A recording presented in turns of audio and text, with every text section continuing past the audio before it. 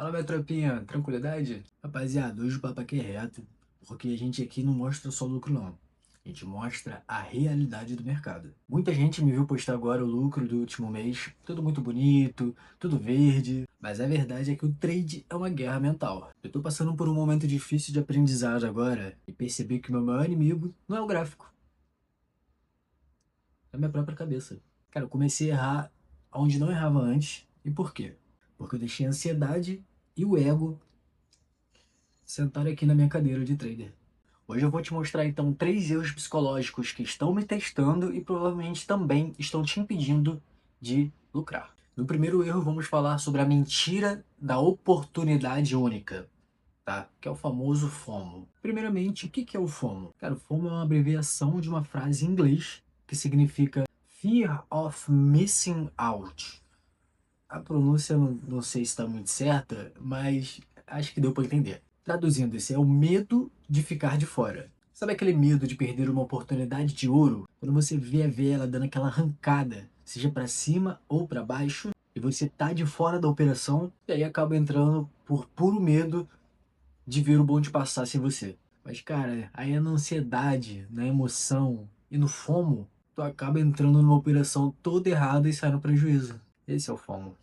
O primeiro erro é achar que aquela operação é única, a perfeita, o bonde da vida que você não pode perder. Aí bate aquele desespero, aquela afobação. Você sente que se você não entrar ali agora, você nunca mais vai ver uma chance que nem essa. Mano, anota o que eu vou te falar. O mercado, ele é 24 horas, 7 dias por semana.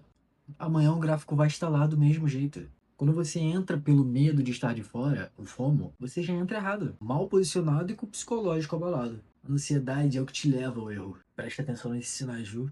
O FOMO é perigoso. Erro 2. O vício em olhar o saldo. Ah, como assim? Não posso ver meu saldo? Calma, não é bem assim não. Quando eu falo em olhar o saldo, é quando você entra na operação, para de olhar o gráfico para ficar só analisando o seu saldo. Você fica vidrado naquele valor ali, ó, piscando. Tô ganhando 100, tô perdendo 50, tô ganhando 200. Isso gera uma euforia ou uma depressão instantânea. Às vezes a sua análise técnica tá perfeita. A vela tá fazendo exatamente o que você planejou, mas porque você tá com medo de ver o saldo ficar vermelho, você sai antes da hora. Ou pior, o saldo tá positivo e a ganância faz você não sair no alvo que você planejou. Porque você quer ficar um pouquinho mais e acaba às vezes ficando sem nada, filho. Ou até mesmo vendo esse teu lucro virar prejuízo.